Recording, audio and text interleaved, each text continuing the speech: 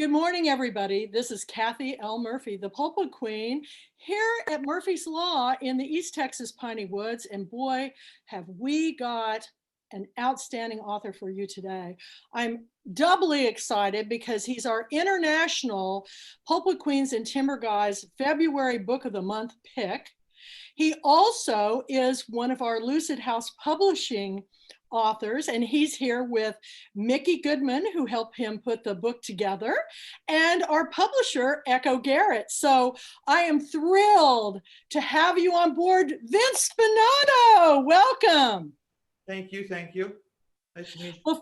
Before I start this conversation, I wanted to begin with just a little bit for, this will be going on to, it's being recorded and go live onto our my Kathy L. Murphy channel on YouTube. And I just want to read the outstanding copy on the back of the book. Here is Vince's book. You see, I hope you can see it. My Pursuit of Beauty, which is a cosmetic chemist, reveals the glitz, the glam, and the batshit crazy. I love this book so much. I cannot wait to have this conversation with you. But first of all, let me give you a little preview. Vince Spinnato invites readers to join him on the roller coaster retelling of his batshit crazy life, from the lowest lows to the highest highs, culminating in his rise to fame, crafting beauty products for scores of Hollywood glitziest celebrities and hundreds of cosmetic treatment and healthcare companies, entrepreneurs, retailers, and well-known brands. In fact, he's been on such an incredible journey that he's the subject of a forthcoming documentary that features the creation of his own product line. His revealing memoir shares not only the entertaining stories of life in glamorous Hollywood, love's lost, and the scramble to make it, but also the touching journey to self-acceptance. As it turns out, the pursuit of beauty is a rocky road and a story everyone can relate to. Whether or not you've ever met Madonna, flown on a commercial plane escorted by fighter jets post 9/11, or been stuck in a water slide. Hilarious, outrageous, and totally engaging, My Pursuit of Beauty will have you howling with laughter and contemplating your own life goals. Well, Vince is a beauty insider, influencer. He's the CEO and founder of Turnkey Beauty. He's developed his own private label and white label product lines for hundreds of cosmetic, treatment, and healthcare companies, as far as scores of celebrities, retailers, and entrepreneurs. So this morning, I want to showcase Vince and Mickey because he's going to be a keynote speaker at our Girlfriend Weekend. In fact, he's going to be our grand finale. So I'm very excited about him talking about the book. But today, we're going to talk about the stories behind the story, because those are just as fascinating as what is in his book. So Vince, first of all, I have to know, and I know the audience will want to know, how in the world did Mickey and you connect to get this story written? I want to hear the backstory on this. Freak of nature, but we pulled it off. Long story short, I've been working on the book for about 10 years, even before I had met Mickey. And I worked with a ghostwriter in the past that actually was more kind of telling my story too. She was kind of more just kind of collecting the information and putting it into a comprehensive, readable text. Well, I'm the worst writer in the world. I have every learning disability you can imagine: ADD, ESPN, PMS. I have all the problems that you can think of. So when my business manager, Mary Lee, who is in Atlanta, I've been working with her about 15 years, and she had the connection to our publisher there, and also Mickey had worked with them. So it kind of was like many, many steps. When I got to the point where I was done telling the stories to my my ghost listener, I don't know what we'd actually call the lady that I wrote the stories with. Then Mickey took it kind of redid it and made it into a very comprehensive, beautiful, flowing book that none of us could have done without her, that's for sure. So it was a great kind of just step-by-step connection by accident. Mickey, you want to speak on your behalf on the project? I've written more than half a dozen, helped people write their memoirs. And I will say unequivocally that writing with Vince and working with Vince was the most hilarious, interesting, fascinating experience I have ever had in my some 30-year career. So it was pure pleasure. And we are, I think, have become really good buddies. We talk from early morning until sometimes late at night in Atlanta time, and I've just had a great time with Vince. But writing his story was quite the adventure, because it was like, are you sure that happened? And then there would be a newspaper article about it, like the event of almost getting shot down post 9/11 on a jetliner, commercial jetliner.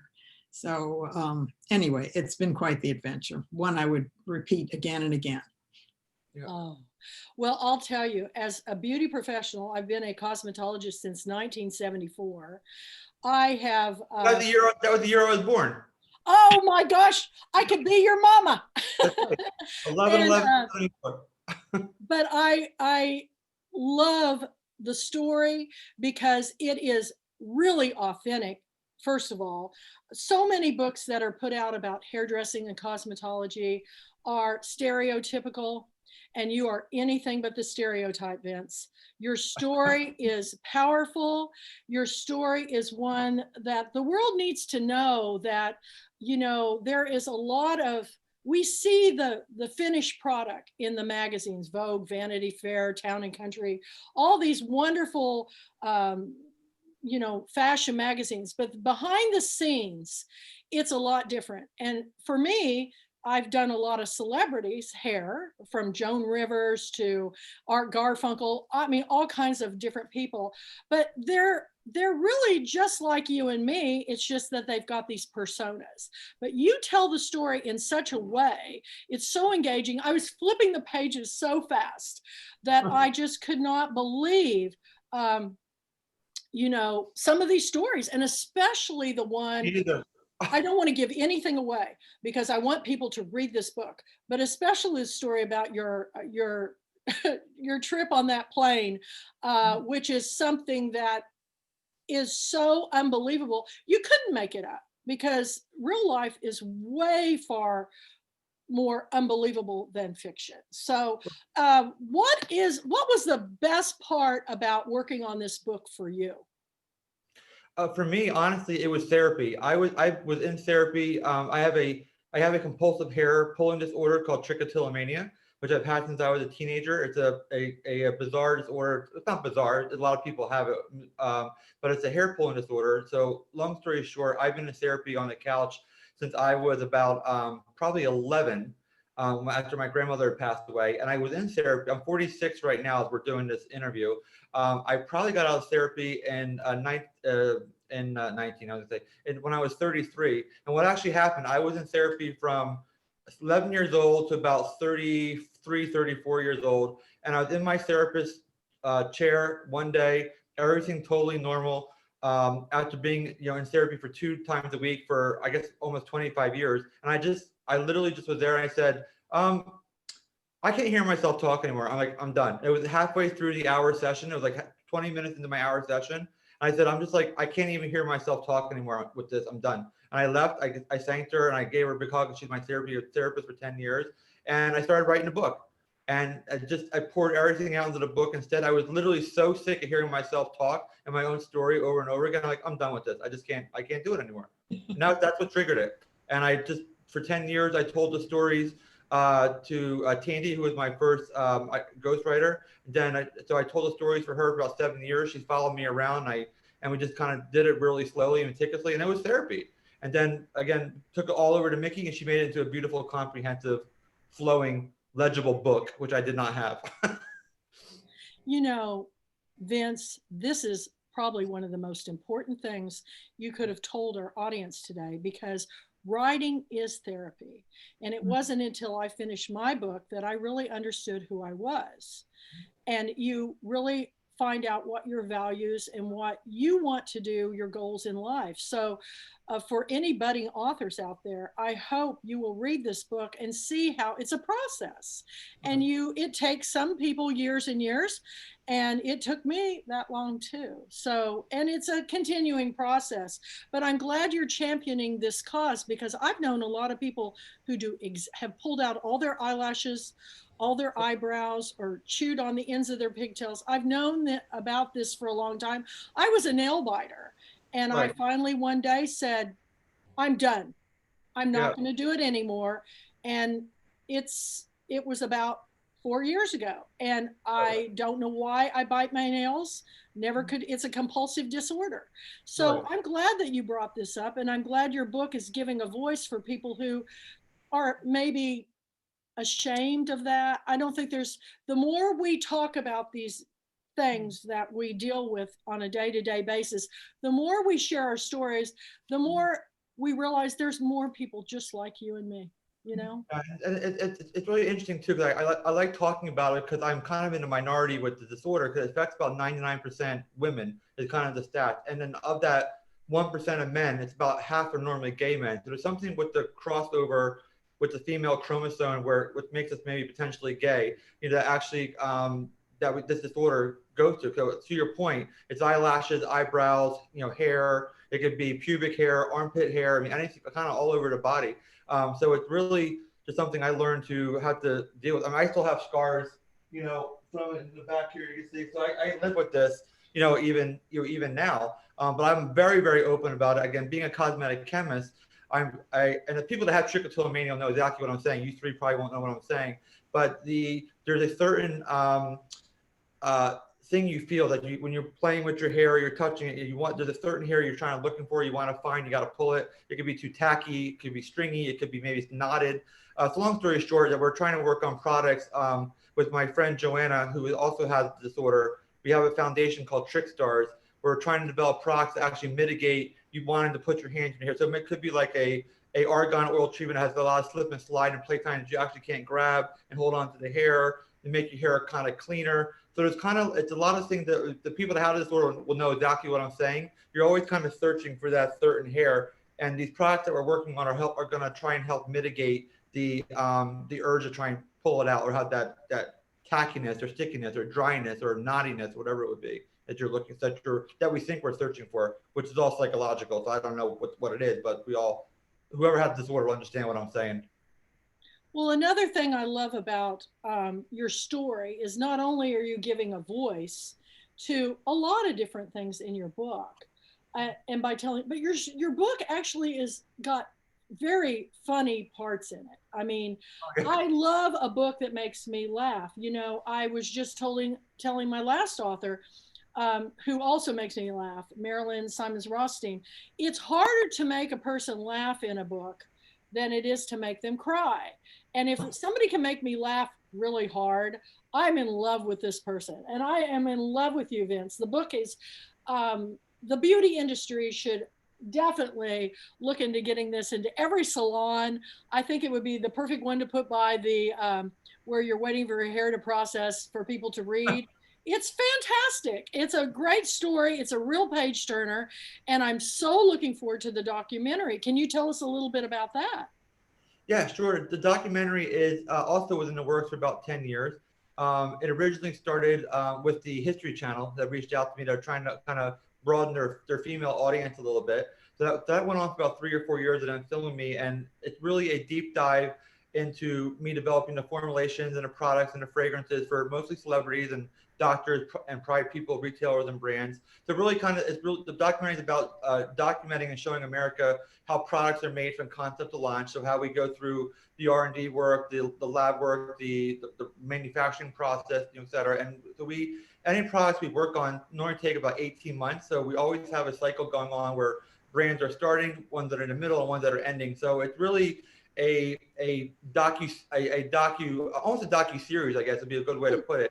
We have a lot of moving parts to it, and then hopefully it's going to become episodic after we get the documentary. Oh, there's a cat going by your tail. That's but But it's really kind of showing America how products are made. I personally get that question all the time. I can't believe that hasn't even been done before. That there hasn't been something that shows how you actually go into the process. I mean, there's been tons about things about makeup and makeovers, and of course you have your fashion shows and RuPaul's Drag Race, all these things that do really well. But if I don't get asked 3 or 4 times a week, oh Vince, how do you make that lipstick, or how do you what color should I use, or what brand is better than the other? I mean, it's like it's part of my daily questions I get. So this was something we tried to address in a documentary, and we've been filming it for almost 7.5 years. So it's really been a long process. So the book is really a deeper dive into the documentary. The documentary kind of started first, and then I always wanted to have a deeper dive because the documentary is more surface oriented, showing kind of a lot more of the fluff and the excitement of Hollywood and how we develop stuff. And like to your point, Kathy, the book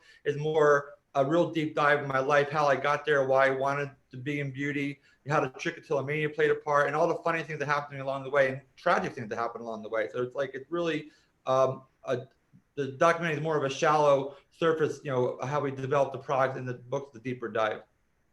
They call this dramedy, where you have drama and you have comedy. I love that term because you do. And it would actually make a great series, I would love to see this as a Netflix series because I'm fascinated. I've always been fascinated with, I'm really a tomboy. At home, hair in a ponytail, don't do any makeup, but my mother was a fashionista. I mean, she never went anywhere without at least 3 to 4 hours of prep before she'd even go to the grocery store. Right. So it's ironic that this tomboy would make a living most of my life in my mother's passion. But right. I guess I'm kind of split personality, but I am fascinated with the behind the scenes. And I think it's amazing how you develop the cosmetic lines, how you develop the fragrances, and that always, and I think, men and women are both interested in this. More men I know than ever getting manicure, pedicures, facials, all types of,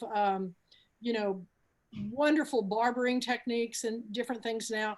I think your book is very timely, and it's time to start breaking some stereotypes about beauty professionals, because we dive real deep, Kathy, into the industry numbers, and really, to your point, you're 100% correct. The beauty industry has had women and gay men forever. The growth we're seeing is in the heterosexual male market, to your point. So we're really seeing every 2 or 3 years, almost kind of doubling the numbers that straight men are really looking to take care of themselves more. They're more interested in what beauty products are doing. It could be post and pre-shaving. I mean, just general skincare, even waxing. I mean, everything you can imagine. So it's really, that is the more opening up broader market. So I encourage every straight man to read the book too, because it's really just fun. And like you said, I don't know, even when I read it, I can't believe the things that are happening. I could be swimming in the ocean and get hit by a train. I don't even know how to stop it, but it's very possible with me. Yeah, you may have gotten a little bit of that Murphy's Law, but back to the men.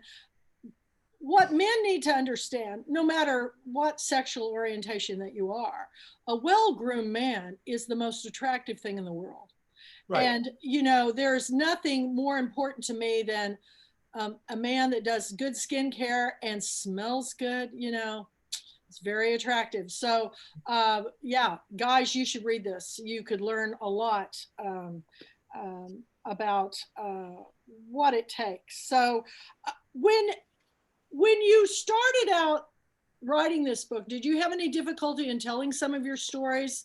What was the biggest roadblocks in getting it down? Was it how much to tell? Because I hear this a lot from memoir authors. Yeah, no, that was really hard. I didn't know really where even to start. I kind of just started from childhood and worked my way through. But I have a couple of major life-changing events that happened that I have laid out into the book, and they were very difficult to tell. But also, to your point, Kathy, that when I was telling these stories, I knew, like, again, back to the trichotillomania, which is the hair pulling disorder. I knew when I was telling the story about my childhood what actually day and what event triggered the hair pulling, which I never knew before. So that's something I kind of like identified. And normally, oh, it just kind of happened or it kind of started, but the trichotillomania is triggered by some kind of traumatic event. So my grandmother had passed away. I had a story with her in a book, which I don't want to give it all away, but the following week, I was watching a movie in my basement. I remember exactly what it was, Revenge of the Nerds, with the movie I was watching. I remember that movie. I was about 11 years old, and I started that movie, which is only a 2-hour movie. And when the movie was over, I was completely bald on top of my head.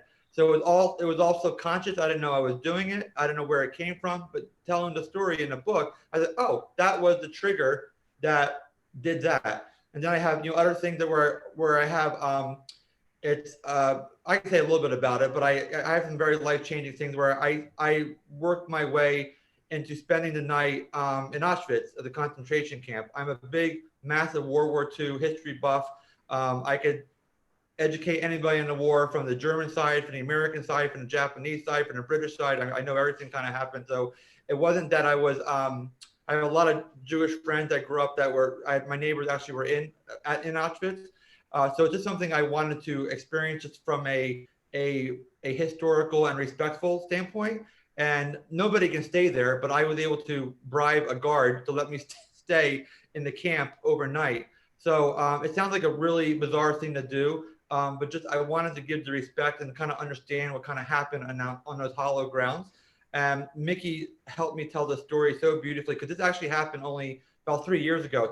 So me and Mickey kind of really rushed to get this into the very end of the book. So it was really, really important to me. And it was one of those things where I went to the camp, I woke up the following morning, and it was a light switch. My whole entire life had changed psychologically for me overnight. But I don't want to say why, but we explain it really well in the book. But I went there. I even researched. I knew what pajamas to wear, the fabric. So I went there. It was about 25 degrees at night. I had pouring rain. I stayed in the barracks. I had no digital stuff. So it was only one night. So it's kind of a hard story to tell, to make sure it's not disrespecting anybody that was really in that experience, which was horrible. But I wanted to at least be there and pay my respects, and it changed my life overnight. It was like a light switch moment, literally. The following day, I was a different person. So there's things like that were like very, very definitive that I didn't know was happening until I actually told these stories. Well, one thing I know about you, and I'm very much the same way, I'm a visual learner. And to me, when I read a book and it takes me to a certain place, then I want to go there and experience it. So this will give maybe enlightenment to people who've always wondered about that experience, and maybe they'll want to go, and because for God's sakes, we don't ever want that history to ever repeat itself. Right. But things like that are very hard, and it's a very personal, in-depth experience. But I think that's why we share these stories. And yours is important because you're telling a story that has not been told before. Those are the books that I look for Pulpwood Queen Book Club selections, because I want us to walk around in your shoes. Right. No matter, even if they're designer and we're used to whatever we wear here. But I want us to walk in your shoes and see what it's like to be Vince Spinnato. Yeah. You can walk in Jimmy Choo slingbacks. Yeah, there you go. There you go. I guarantee you that my little velvet robe is nothing like the robe that you have on, which is magnificent, by the way. Yeah, this is my lovely Versace here. I got to stand up and give my little. I just am in love with it. And I could care less whether it's a men's robe or not. I would die to wear that robe. But anyway, your story is going to be one that I want everybody to know that, you are available to, you're on Facebook, you're on all social media, and we want people to be able to have access to you. And of course, you're going to be our keynote at Girlfriend Weekend. So we want people to really hear your story. And all these stories will eventually go up on the YouTube channel so people can watch them at their own leisure. And it's important. Now, anything that came to light when you were working on your book or documentary that truly blindsided you, that you didn't even see coming? I know that I had, a few things happened after my galley came out that I did not see coming. That was, kind of rocked my world. Anything happened to you? Oh my gosh, so many things that happened. It's just just kind of going through the whole process was really more. It's just so like purging. So I would say the biggest thing came out of it. I really kind of cleaned my palate, I guess, if you will, or emptied my internal chamber or chalice, if you will. All this stuff was kind of just going through therapy and doing it all the time and talking about it. You kind of, when you keep going back to therapy, you kind of almost kind of retelling a story, which is fine. It's really important. But I feel once we did the book, the biggest like change that you're talking about is I really feel like once the book was done, which only was like, maybe 6 months ago, we put the kind of locked it. I'm like, okay, that 45 years is done. Again, a lot of beautiful things happen, but a lot of bad things happen too, and crazy things. But I really feel like I'm starting now almost kind of from scratch again. And that blindsided me. Like I didn't really think I was gonna feel like a new person. So almost like I got it out. Almost like I got it out of the way. Like now I'm starting round two.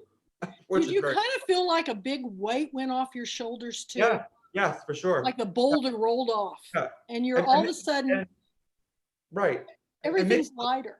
Mickey will tell you we probably could have wrote another 80 chapters, but we had to really, I'm sure it'll be a volume 2 at some point. I mean, I could do volume 2 right now. I think Mickey would throw herself in traffic before she'd write up with me again. No, I'm there. Sign me up. Yeah. Well, I'm going to bring Echo into the conversation a little bit because Echo, when we started, reading this book and everything, we were going back and forth and everything. But Echo, what was the thing that struck you the most about this book that was just so powerful, and we're so excited to help promote this book? Anything you want to come in and talk about? I think your audio's off. There we go. Unmute. Okay. There we go. All right. I'm sorry. I thought I had myself muted this whole time. No. Yeah, I think you've already touched on some of it. I think overall, the rawness of it, that was what appealed to me so much, is the honesty. Because I think that is, you feel it in the words, and that's something that's rare. A lot of authors write memoirs, but they pull back from the really hard, gritty details that make us, as you said, it's a book that puts you there, and you feel like you're walking with Vinny. And I think that's what makes it so powerful. And then again, what I love is there is humor throughout the book as well. It just touches all the human emotions, and that's what a great memoir does for me. But you're right. I think the humor part is what is also really striking, because Vinny's just funny, and it comes through on every. He's hilarious. Yeah. Right. And so that's, again, one of the things that made it so appealing. So that's why, we've been happy to work with Vinny on the promotion side. With Lucid House, he's with another publisher. That's right. I've just been so engrossed in his book that I keep thinking it's our book, but it was actually published by somebody else. We're helping with their promotion, but it is our book because it is fantastic. Because we've all fallen in love with Vinny, and when you read his book, you will understand why. And I'm an author myself, and I've known Mickey for, since 2004. And we are dear friends, and I know that this has been the project of her life, that she has just enjoyed every minute of it. And so that's just been, that was another reason why I was so passionate about this, because I knew how important this book is to her and to Vince. And I feel like there's so many powerful messages. I love books that have potential to change something in a person's life. And this book is one of those books that will stick with you for a long time and you'll think about it. So. Oh, I think about it every time I see a plane go by. Yeah. I'm still just kind of in awe. And I just watched that movie, My Name is Khan, which is about the Muslim, guy and going through the airport and living at 9/11 and all that. And I just go, wow. It's, that's probably one of the craziest times in our lifetimes was probably 9/11 and now COVID. I mean, COVID. And what this has done to the beauty industry has been just tragic. The shop I worked in closed. All my hairdresser friends aren't working. How is it affecting all of your friends? We're ordering online, we're doing all this stuff. How is it affecting you, the COVID, from your perspective, Vince? It's actually, thank God, it's not been that bad for us as an R&D lab, only because we had the ability and the skill set and the license to be able to make hand sanitizers and medical devices. So we've been kind of staying afloat with that. But to your point, Kathy, the people that are receiving the product, the salons, the spas, the massage places, they're really, really struggling. But for us as an R&D lab, again, it takes like almost 18 months for us to have a product come from concept to fruition. So we're actually having a lot of work right now because when things are really slow, we're going through all the R&D process. That way it's going to be ready like in late 2021, early 2022. So from a R&D standpoint, we're doing a lot. But as far as sales, that's way down for everybody because places are actually closed. But we do see our online sales. I have my caviar and diamond line that just came out, which is we have online under my Vincenzo, skincare.com. So we're seeing, good traction with that because people want to just shop from home. And Amazon, of course, is doing well. I mean, doing great and all those kind of places. But to your point, Kathy, in my building right here, we have a salon and a acupuncture place. They're all shut down. So I have a building about the building that I'm in. We probably have about 72 units, and I'm the only one here. So it's really, really depressing. It's horrible to see. But I have again, just I had that skill set to be able to make these hand sanitizers, which has been keeping us going. So we're working for countries that can't really have access to it. So I'm not even doing it for America. I'm working for countries like Guatemala, Nicaragua, Costa Rica. So a lot of the Central American countries that weren't able to get alcohol has been rationed or hand sanitizer. So we're just sending it in bulk to these places down the sort of they can't get the access to it.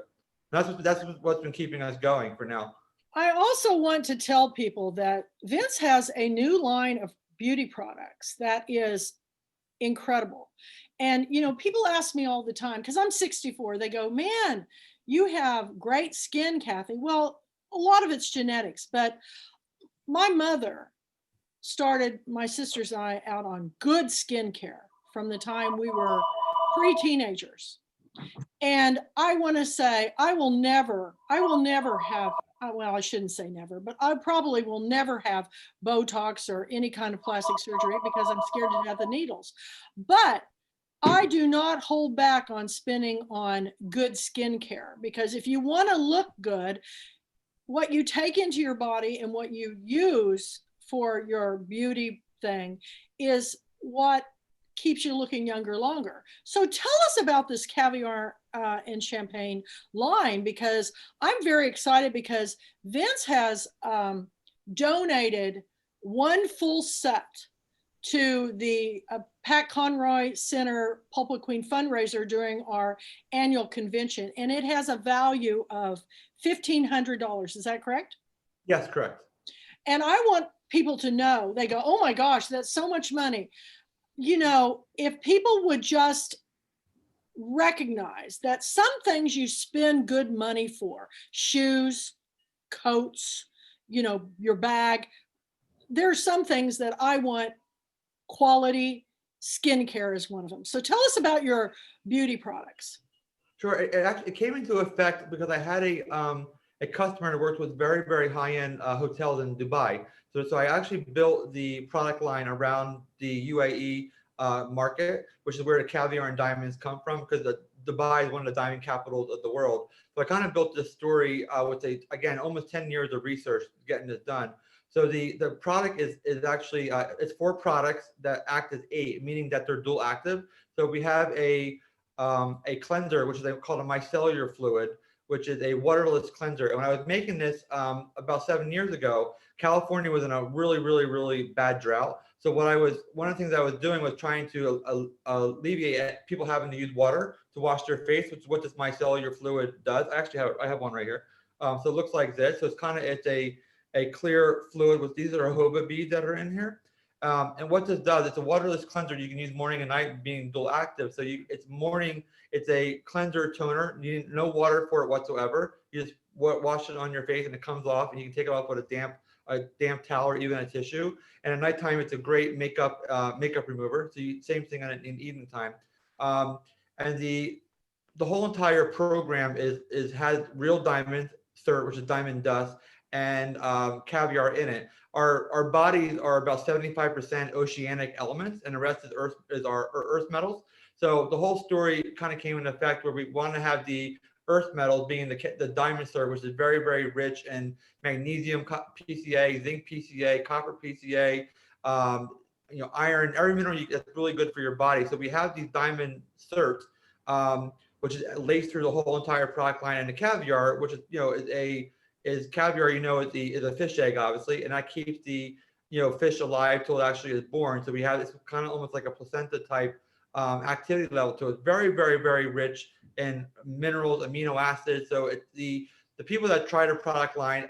I launched over 300 brands in the last 25 years, and we always have great feedback, or there's always negative feedback, just kind of normal. I'm not saying it's because it's my own line, but we haven't gotten any negative feedback at all. Like literally nothing. Because the other thing I want to share too, that the products have instant gratification, meaning that the minute you put them on, you feel and look and see the differences. So we have like a tensor in there that tends the skin on contact. So you rub it on, in about 15 seconds, you see the difference. So I have the caviar cream this is kind of the Mercedes of the whole line. If you can see from this actually is caviar suspended in the gel. So we have a very unique filling machine. We fill everything over in Warsaw, Poland, which is where, again, back to my World War II stuff. I found a manufacturing plant in Warsaw, and how I ended up going to the concentration camps and everything was through them. And we have this very unique fill where you can make a moisturizer. You can make about 100 a minute on a high-speed line. We can only do one of these every 6 minutes. And you see, if you go to my Vincenzo Skincare website, which is vincenzoskincare.com, we have a video in there. We have a thing called a diving auger that goes down and puts every caviar capsule in one at a time. So which is why the price point is so high, like being at $1,500. But you are getting 4 products that function as 8. We also then have like a 100% pure caviar capsule that you break open, you put on your skin once a day, and there's 30 capsules in there.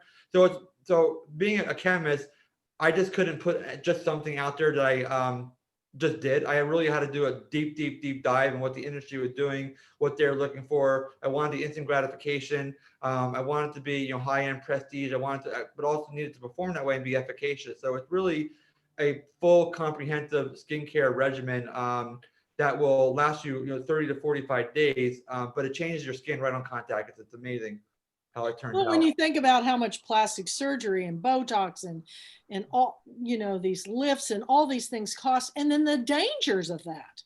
I mean, my friend Joan Rivers, and Olivia Goldsmith, both died from cosmetic surgery, when things went wrong. This is something that I think is important, Vincent, because we need to know that everything that we take in and use should be of the best quality. And then you don't have as many medical problems. I wish somebody had told me more about diet and exercise, because I've been dealing with diabetes all year, and I Right. have totally changed my lifestyle to be healthier so that, you know, I can see my grandson grow. But I think it's wonderful. I think it's fantastic. I think, you know, your website is incredible. I've seen your documentary. You've got wonderful karma that you're putting out into the world for all of us to share the best of the best. And so, as far as the future, I know you have some pretty exciting news that you've got coming up in the future in your life. And you know, where do you see going forward from here? What do you want to do? Where are you going to be finding your bliss? Oh God, who knows at this point? But I think with the product line coming out and the product line being out and the book and the documentary, it's really I hope it's going to just expand. I had no interest in like personally being famous and that kind of stuff. If that happens, you know, great. It's icing on the cake. It just is like, I think I really want to get the word out there about skincare health. You know, again, the trichotillomania, helping people with that. As you mentioned, I work with, I do some work with Wells of Life, which is a company in Uganda that gives water to villages in the region of Uganda. So we work with them as well. So it's really more about just trying to help and do. And I really want the book to, it's kind of funny. I always tease people. I say, you know, it's a self-help book, how to become an entrepreneur. But also I say, read my book, enjoy it, and everything you read it, just do the opposite of that, and you'll be successful. So I always say, don't do anything that I did. But it will tell you more about grit and how to get there, and you know, and that you can really overcome anything to get there. But you're going in the future. I hope to kind of just relax a little bit and just kind of enjoy the ride of the skincare line, a documentary, and a book, wherever it seems to take me. And I have my turnkey beauty company. Again, I continue to work with my clients. I love working with them. I don't think I'll ever stop formulating, because like anybody, you guys are all brilliant literary people. I am not. So when you have a thought, you can jot it down. When I have a thought, I come into the lab and I try and formulate and make something with chemicals. You know, so it's really, I don't think I ever could put that away or aside, because I had like that drive to kind of, you know, make the next product better and then better and better and better, you know, so on. And that's why my product line took so long. I kept, as technology changes, because R&D takes a long time, I kept changing it, upgrading it. And I said, Vince, you have to like stop reformulating your product and just get it to the market. Stop trying to make it better and better. But with that happening, it became a stellar product, which I'm really proud of. Well, you should be. It's I don't think I answered your question at all, so I don't really know. I'm just going with the flow. Well, that's fine. You're moving forward, and we're happy to go along with you. It's a great story, and it's like the Buddy Holly song. Every day is a roller coaster. I cannot go on enough about the book. I love the cover. I love the back cover. And I am thrilled that you're going to be speaking at Girlfriend Weekend, which is coming up January 14th through the 17th. I know that you live in Laguna Beach, California, right? But you travel the world, and I know that's difficult right now. But it's going to be a little while before we can get back out, I have the feeling. So all of you out there in reading land, here's a book to read to take you on some pretty incredible places. And I think you'll be inspired. I think you'll be enlightened. And I think, Mickey, I think, Vince, you've got a book that will change people's lives and perceptions on their pursuit of beauty. Thank you, Echo, for joining us. Thank you. Any closing remarks that you'd like to share with our audience today, Vince? Yeah, like I said, really the main story is to read the book, enjoy it, and then don't do anything that's in it. And that's a better way. That's a better way to go for sure. It's true. We think about all the mistakes we made. We made them once. We're not going to do them again. But I changed that. You know, everything's about the verbiage. Change your mistakes to, I discovered that didn't work. They're discoveries. I actually had a hair cutter tell me that. I go, how did you get to be so good? He goes, well, through my mistakes, but I don't call them mistakes anymore. I call them, I discovered that didn't work. And isn't that funny how that changes everything? Right. It does. It changes everything. So for those of you out there, My Pursuit of Beauty, it is the 2021 February book of the month. And we will be having more from Vince Spinnato and Mickey Goodman and Echo Garrett at our annual International Pulpwood Queens and Timber Guys Book Club Reading Nation gathering called Girlfriend Weekend Zoomathon. It's a lot of words, isn't it? But it's important that we share our stories, because as we read yours, we're sharing ours too. So it's all about the story. We will see you down the road. I want to get you on my film club, Vince, to talk about this documentary when it comes out for public view, so we can have everybody watch it. So we look forward to that too. And I know you're going to be on Dr. Hashmi's iHeartRadio television podcast. So be sure and tag me on anything and I'll share it with everybody. But again, this is downloading onto the Kathy L. Murphy YouTube channel. I'll have it up today. And thank you so much. It's so good to see you guys in person. So we'll see you soon. And don't forget, the Sunday before, I'm actually going to have a test run for all our authors, and I'm moving it to 11 a.m. Central Standard Time, just so that you don't have to get up so early out on the West Coast. So be tuned in for that, and you all have a happy, happy New Year. Let's all celebrate, shall we? Okay. Bye, everybody, for now. Bye. Yes. Thank you. You're welcome. Thank you. Thank you so much, and we'll see you down the road. Bye-bye.